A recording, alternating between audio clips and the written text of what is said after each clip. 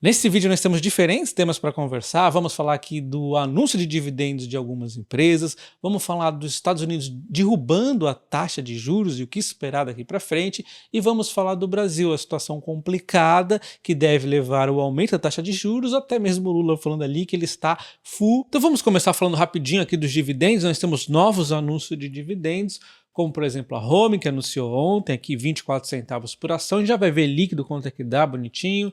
Temos também a CEMIG, também anunciando dividendos aqui com o mesmo dia da Datacom, inclusive. Então já tínhamos anúncio da Itaúsa, quem tiver as ações dia 19 vai ter direito a receber 4 centavos aqui já líquido, 0,37 de yield. A Home 23 do 9, a Datacom, 21 do 11 é o pagamento, 20 centavos aqui líquido, já 1,78 de yield de uma só vez, enquanto nós temos a CEMIG também no dia 23, vai pagar em duas parcelas, dia 30 do 6 de 2025 e dia 30 do 12 de 2025, 14 centavos, ou seja, vai pagar 7 centavos em cada parcela ali, 1,19 de yield na CEMIG 4 e 0,95 de yield na CEMIG 3. A Home costuma anunciar dividendos 4 vezes ao ano. Ao total nós temos um dividendo anualizado aqui de 7,56 no momento, mas ela não tem dividendo projetivo, não é uma empresa ali baixa de baixo, mas é uma empresa que eu gosto bastante, eu tenho ela na carteira, eu costumo trazer sempre vídeos dela lá para os membros do canal, tá? Enquanto a CEMIG, aí já é mais baixa de baixo ali, está com o yield de 5,24, mais o yield projetivo no AGF+, é de 9,24, um belo de um dividendo. Esse dividendo, inclusive, vem um pouco aqui fora ali do esperado do padrão, né, que ela costumeiramente anuncia. Embora de um tempo para cá ela até tenha buscado mais frequência de dividendos eventualmente. Bom, então em relação à Home, se você é membro do canal, dá uma olhada nos vídeos que tem lá, eu geralmente falo da Home, e vamos falar então da CEMIG agora, né? A CEMIG, se você for ver desde ali da questão da federalização, que ela caiu forte, ela deu ali uma recuperação bem devagarzinho e de repente começou na sua trajetória que ela vinha seguindo já de um tempo, né, de alta, né, porque é uma empresa que os resultados vêm bem, o plano estratégico é muito bacana, os dividendos são bacanas também, e ela não tem aquele ruído da renovação da distribuição de energia. Lembra que as empresas distribuidoras vão passar por uma dor de cabeça ali com o ministro de Minas e Energia?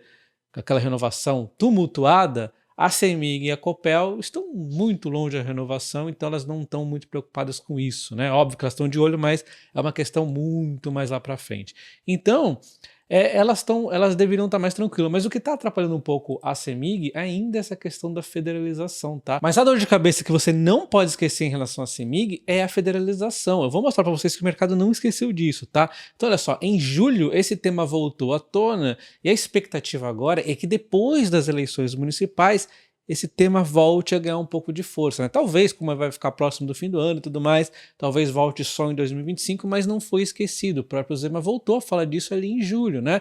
E olha só que coisa, quando você olha aqui de julho em diante, olha os aluguéis aqui de cinza da CEMIG, deu uma disparada, né? O pessoal apostando contra a CEMIG depois ali, principalmente do governador falar novamente nesse tema de federalização. Mesmo assim a empresa continua a subir, né, porque ela está performando bem, está pagando dividendos, mas olha só, o mercado não esqueceu, esse número de aluguéis mais alto significa que o mercado está de olho aí que em algum momento possa vir novidades na federalização. Pelo menos essa é a minha visão aqui do que eu estou vendo. Outro ponto de relevância muito menor para a CEMIG, mas que tem dado uma dor de cabeça aí, é essas queimadas, né? Elas deram recordes aqui de ocorrência, foram 1.918% mais do que no mesmo período do ano passado. Então ela está tendo que deslocar equipes para arrumar os problemas que estão acontecendo, clientes aqui com falta de energia. Óbvio que ela não vai ser punida porque elas não têm culpa disso, pelo menos o bom senso me diz isso, né?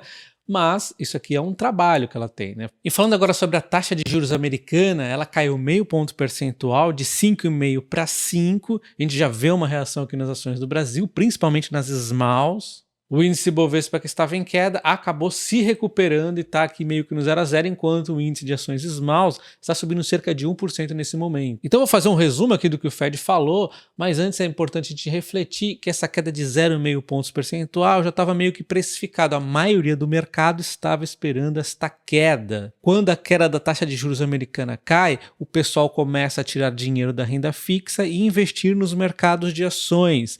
E aí, um dos focos acaba sendo o próprio Estados Unidos ou, de repente, outros países. Quem sabe o Brasil, como um país emergente, pode ser o foco deste dinheiro. Mas o grande problema é que a nossa taxa de juros, ao contrário, vai acabar subindo, né? Então, tem esse risco aqui que talvez não faça os gringos começarem a injetar dinheiro aqui. Mas, de qualquer forma, isso acaba sendo uma notícia positiva aí, né? Essa queda de 0,5 ponto percentual na taxa de juros americana não foi uma votação unânime. Um dos integrantes votou para cair 0,25, tá?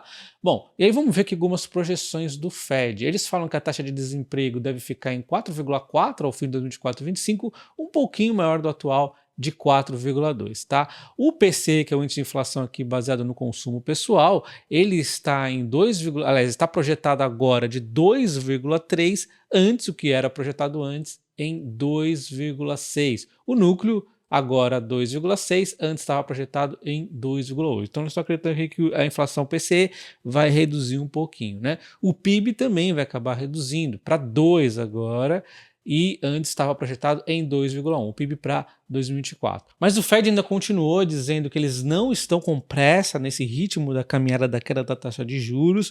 O Jeremy Powell disse que se a economia continuar sólida e a inflação persistir, o ritmo dos cortes pode sim ser reduzido. E falando das próximas quedas da taxa de juros americana, a maioria dos dirigentes esperam que a taxa de juros fique ou em 4,75, caindo então apenas 0,25, ou 4,5%, a maioria aqui achando que vai cair então 0,5 ponto percentual ainda em 2024, né? Em 2025 esperam mais 100 pontos base aqui, ou seja, que a taxa de juros então possa ir de repente a 3,5, né? Se terminar 4,5 nesse ano, iria a 3,5, e mais 50 pontos base em 2026, ou seja, 2026 terminando ali em 3% a taxa de juros. Ou seja, é uma trajetória de queda de taxa de juros que vai durar aí um certo tempo, e isso tende a deixar o humor do mercado positivo, né? Continua então cada vez pressionando mais o pessoal a tirar o dinheiro ali da renda fixa e começar a colocar nos mercados de ações, principalmente nos Estados Unidos, mas de novo destaco que os países emergentes sempre têm ali o foco do pessoal, porque são mercados que muitas vezes estão baratos, mas a gente precisa fazer a nossa lição de casa. Com a nossa taxa de juros subindo e o governo não sendo eficiente em manter os gastos sob controle, vamos ver como é que o mercado vai reagir ao longo desses próximos 2 anos aí, aqui na Bolsa do Brasil, né?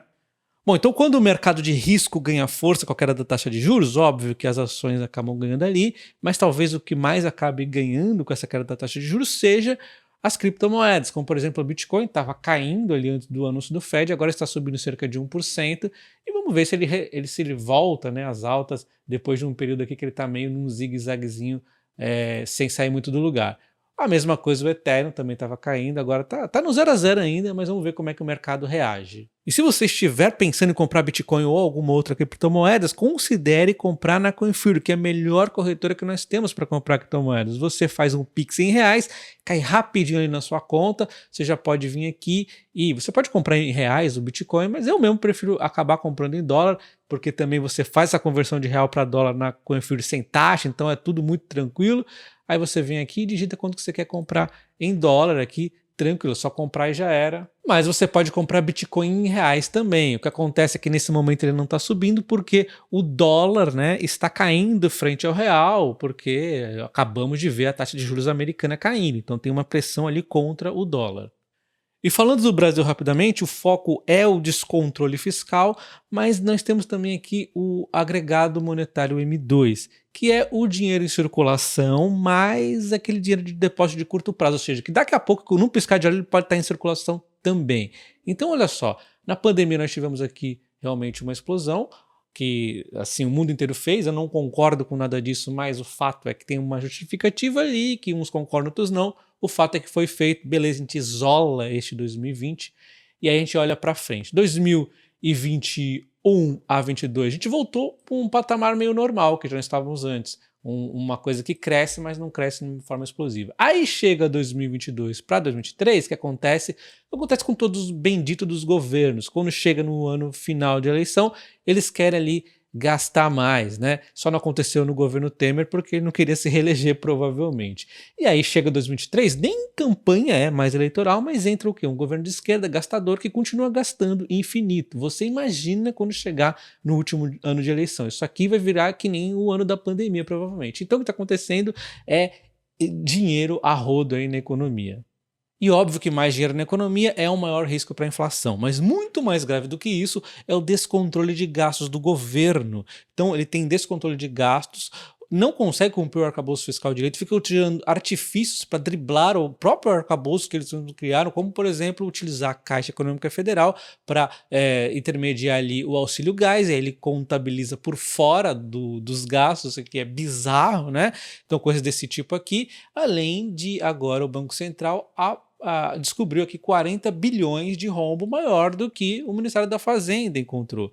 Isso aqui, cara, é muito bizarro. Isso aqui tira a credibilidade total do governo. Não tem compromisso nenhum. Você está tentando cumprir ali o arcabouço, você não consegue cumprir, você tenta driblar ele oficialmente, você tenta driblar ele extraoficialmente, é o que parece aqui. Será que foi de propósito? Não sei, 40 bilhões, cara, é Americanas isso aqui.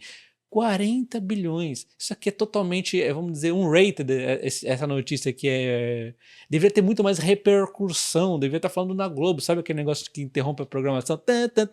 Deveria falar lá, cara, 40 bilhões. Inclusive vazou recentemente o Lula dizendo ali que está ferrado, né, para usar outra palavra aqui, e aí, pelo qual motivo que ele está ferrado? Será pela economia do Brasil que está realmente bagunçada? Será que é por esses roubos aí? O que está acontecendo? A gente não tem certeza do que ele está falando, mas, assim, o que tudo indica é que esse descontrole do governo vai levar, sim, ao aumento da taxa de juros, não somente esse, vai ter próximos aumentos, vai sair o Campos Neto e deve continuar subindo a taxa de juros, porque o Brasil está descontrolado. Bom, só no tempo que eu gravava o vídeo, a gente já vê aqui o Ibovespa recuando daquela recuperação e já está caindo 0,5 pontos percentuais, porque a taxa de juros deve subir hoje, a situação não está nada bonita, como eu disse ainda há pouco, né? Não se esqueça de deixar o like no vídeo e sua inscrição no canal e considere também se tornar membro, que aí você tem acesso ao Telegram para conversar com os membros e eu também, além de ter acesso a vídeos exclusivos, como por exemplo os da Home, que eu costumo trazer, e várias outras esmaltes que não dá para trazer aqui no canal principal.